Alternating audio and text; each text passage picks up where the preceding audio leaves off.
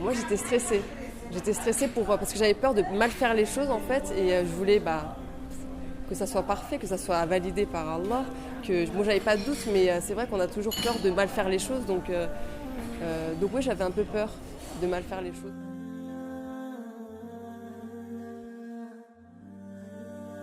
Et voilà, après on s'est inscrite, alhamdoulilah, les choses elles se sont faites vraiment naturellement, normalement.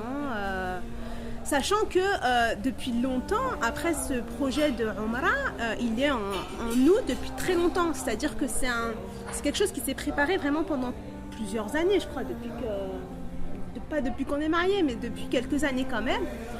Ça s'est vraiment fait sur entre guillemets, un coup de tête. C'est comme on dit en fait, c'est Allah qui nous invite.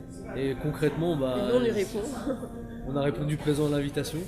Et on sait même pas comment les choses se sont enchaînées, quoi. Ça allait très très rapidement. Et puis un jour, on a vu, hop, les billets d'avion sont là et on décolle demain. C'était vraiment. En 3 mois, en 3 mois à peu près, on a tout bouclé. Et avec les livres et tout, moi je commençais à lire un petit peu ce que c'est la Umrah, ce qu'il faut faire, etc. Donc, me renseigner un petit peu pour pas arriver. Et donc, alhamdoulilah, après on s'est tout simplement dit une Umrah pendant les vacances scolaires. Et au final, on est tombé sur la Umrah al-Quds et là c'est pour nous la l'apothéose. Alhamdoulilah, en fait, on est invité que pendant cette période-là. C'est ça, l'invitation d'Allah subhanahu wa ta'ala, c'était là, c'était à ce moment-là, c'était pas avant, et après on attendait notre tour, on l'a planifié à longueur de temps, mais Dieu a décidé que ce soit maintenant et de cette manière-là. Voilà. Donc on est parti, on s'est dirigé vers le mesjid et là, subhanallah, c'est magnifique, mais c'est indescriptible, c'est vraiment très très beau, c'est hallucinant avec les parasols qui diffusent de l'eau en même temps avec les ventilateurs. Le bâtiment lui-même qui est magnifique. Après, quand on creuse un peu plus et qu'on sait qu'il y a le tombeau du prophète dedans, qu'on sait qu'il y a les Sahaba qui sont avec lui, Hazrat Abu Bakr, Hazrat Omar. Alors pour Médine, oui, puisque j'ai fondu en larmes en fait en entendant l'Aden et en priant en fait dans cette mosquée qui est effectivement exceptionnelle puisqu'elle est gigantesque, quoi, on s'y perd dedans. Et tout en sachant l'histoire de cette mosquée, en fait, on a plus de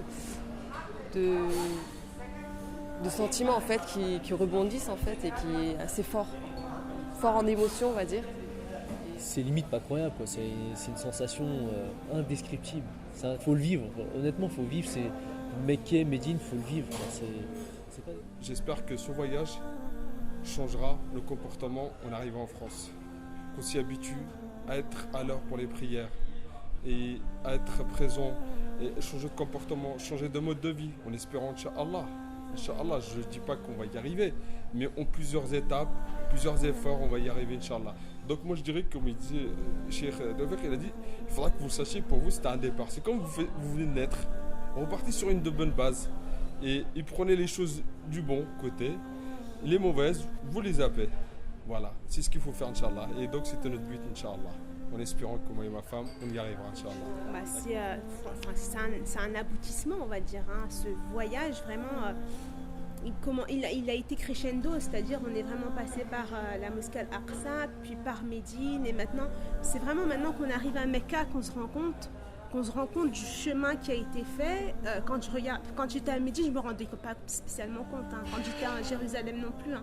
Ou c'est peut-être le fait d'avoir fini la Umrah, d'avoir fini réellement que je me dis,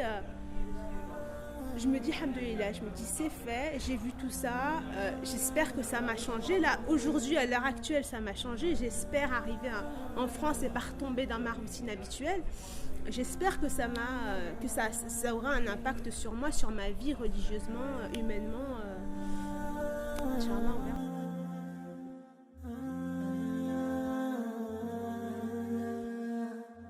Et honnêtement, là on a fait l'Umrah aujourd'hui et j'espère faire un Hajj très rapidement parce que physiquement, faut répondre au présent.